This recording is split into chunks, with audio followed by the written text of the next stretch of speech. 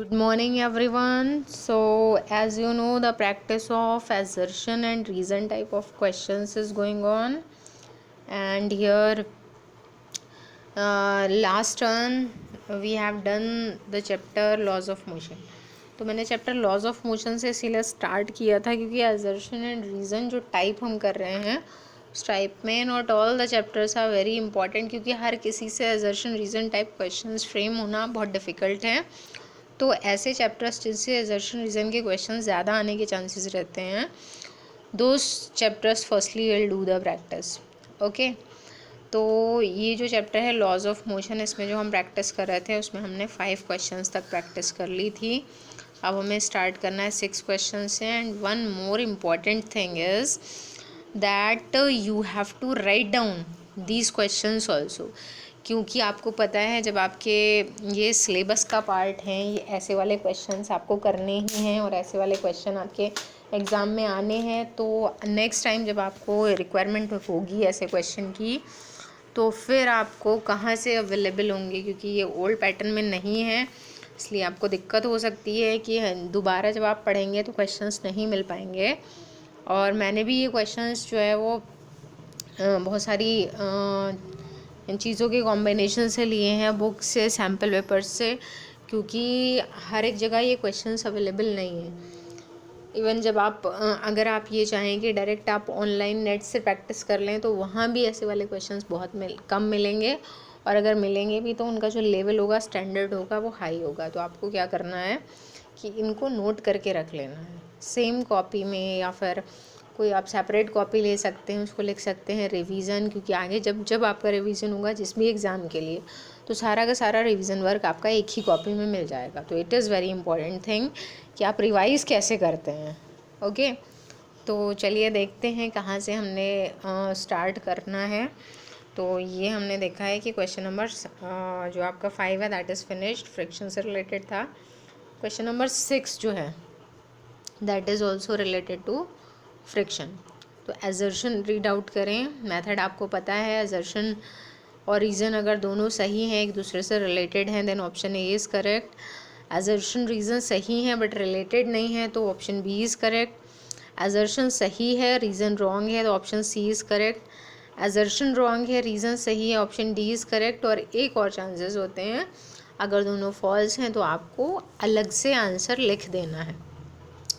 तो देखिए आपका क्वेश्चन नंबर 6 जो है यहाँ पर, use of ball bearings, assertion में दे रखा है use of ball bearings between 2 moving parts of a machine is a common practice. तो आपको पता है ऐसा होता ही है हर एक मशीन में, अगर बॉल बियरिंग्स का यूज़ किया जा रहा है तो that is the common practice, इसलिए कि जो मशीन से हम वर्क ले रहे हैं उसको ईजी बनाने के लिए।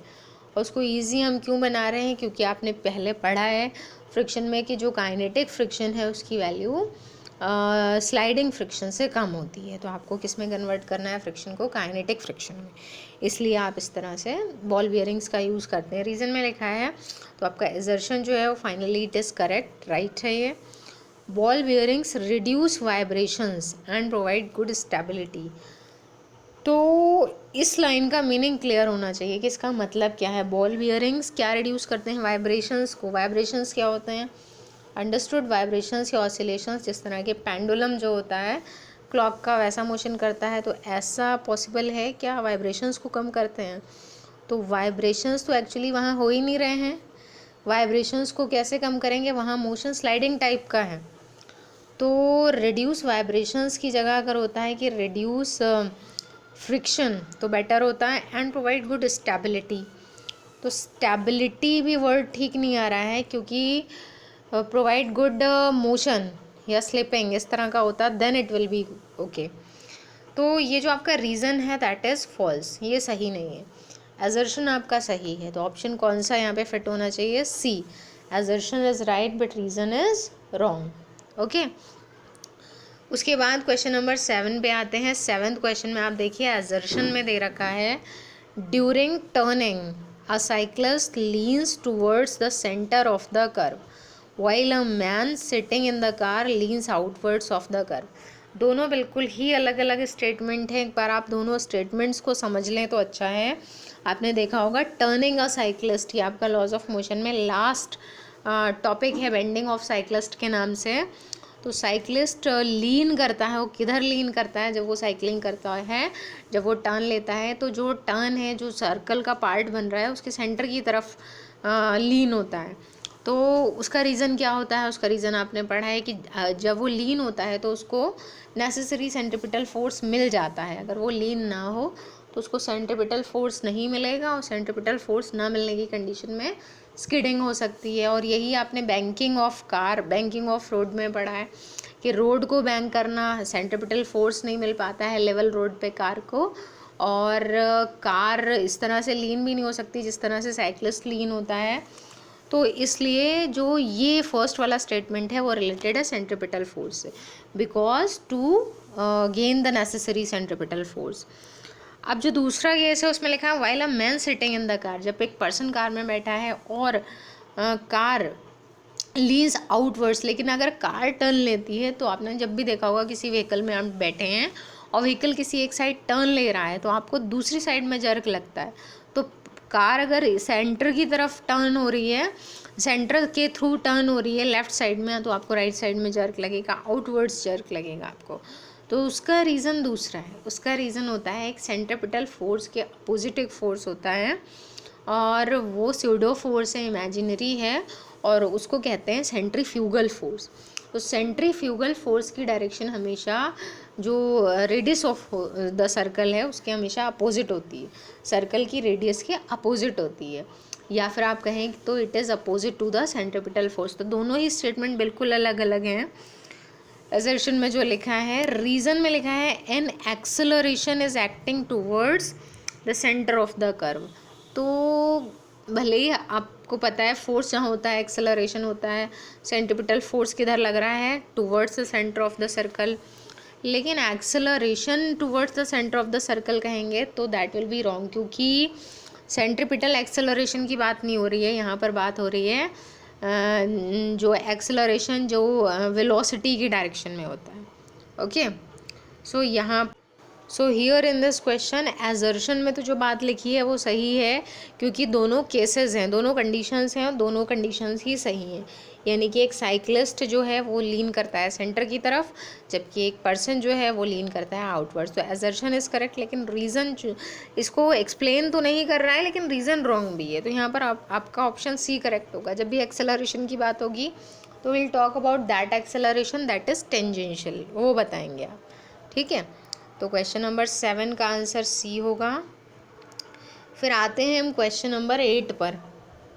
क्वेश्चन नंबर 8 में दे रखा है assertion, it is easier to pull a heavy object than to push it on a level ground. तो ये बहुत इंपॉर्टेंट आपका शॉर्ट आंसर टाइप क्वेश्चन है, 3 मार्क्स में आता है। मैंने बताया था आपको पुशिंग एंड पुलिंग, तो पुशिंग एंड पुलिंग में आपको प्रूफ करना था कि pulling is easier than pushing, लेकिन किस केस में होता है ये जो है वो हॉरिजॉन्टल फोर्स के केस में नहीं होता है। ये इस तरह का केस था, आपको याद होगा कि एक ब्लॉक है, उस पर फोर्स कैसे लगाना है, इंक्लाइंड, यानी कि हॉरिजॉन्टल से कोई एंगल बनाता हो। अब या तो आप इसको पुश कर रहे हैं या आप पुल कर रहे हैं, दोनों ही केसेस में फोर्स की डायरेक्शन क्या होगी, inclined with respect to horizontal. अगर फोर्स ऐसे लग रहा हो तो हमेशा पुशिंग और पुलिंग बराबर ही होती हैं, दोनों में से किसी की वैल्यू ज़्यादा या कम नहीं होती है। तो पुशिंग पुलिंग में फोर्स का तो रोल है ही, किसकी रीज़न से, किसकी वजह से ऐसा होता है कि पुलिंग ईजी है और पुशिंग टफ है। तो वहाँ आपने फाइंड आउट किया था फ्रिक्शन। पुशिंग में फ्रिक्शन की वैल्यू ज़्यादा होती है और पुलिंग में फ्रिक्शन की वैल्यू कम होती है। तो वहाँ रोल किस चीज़ का है, ग्रेविटी का रोल है या किसी और चीज़ का, तो आपको पता है कि वहाँ रोल किस चीज़ का है, वहाँ रोल है कंपोनेंट का।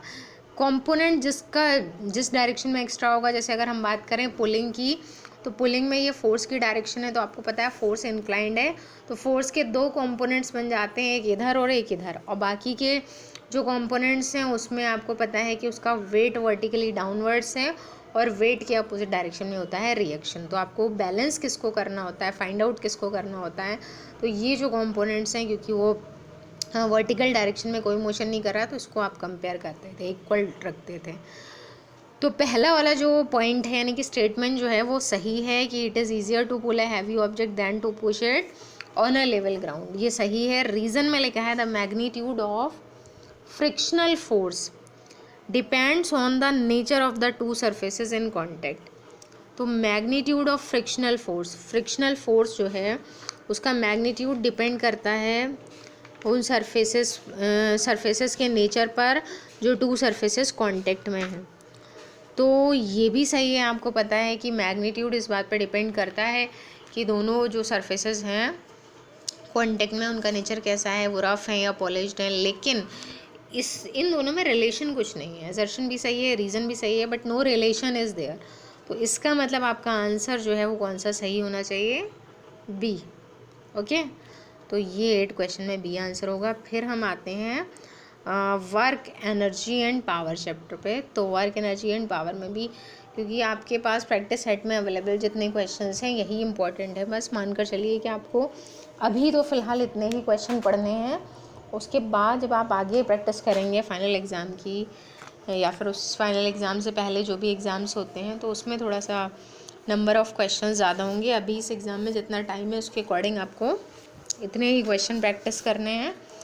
तो अब हम बात करते हैं नेक्स्ट चैप्टर की। तो work energy and power chapter में आपको कितने क्वेश्चंस मिलेंगे। तो प्रैक्टिस सेट में सबसे पहला जो क्वेश्चन दे रखा है, assertion when a body moves along a circular path no work is done by the centripetal force. तो ये पता है आपको कि जब सर्कुलर मोशन हो रहा होता है तो उसमें हमेशा वर्क डन ज़ीरो होता है। कोई भी फोर्स हो तो सेंट्रीपिटल फोर्स के लिए जो भी फोर्स है, यानी कि ग्रेविटेशनल फोर्स है या फ्रिक्शनल फोर्स है, जो भी फोर्स वर्क कर रहा है सेंट्रीपिटल फोर्स का, उसके थ्रू वर्क ज़ीरो होगा। तो असर्शन क्या है आपका, राइट।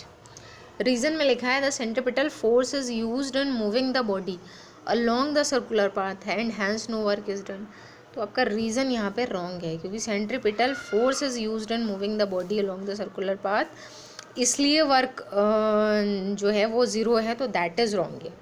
तो यहाँ पर आपका जो ऑप्शन होगा that will be C option, ठीक है, क्योंकि ये स्टेटमेंट ही रॉन्ग है, इसका कोई सेंस नहीं है। फिर हम आते हैं इसके बाद क्वेश्चन नंबर 2 पर। और क्वेश्चन नंबर 2 में दे रखा है आपका assertion mass and energy are not conserved separately but are concerned as a single entity called mass energy.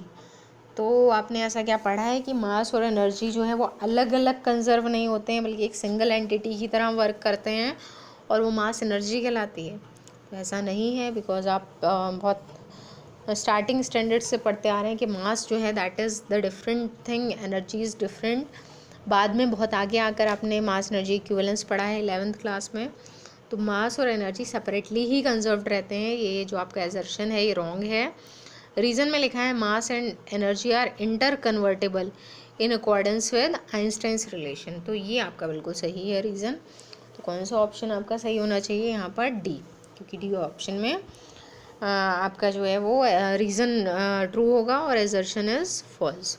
तो ये डी ऑप्शन है आपका। उसके बाद है आपका थर्ड,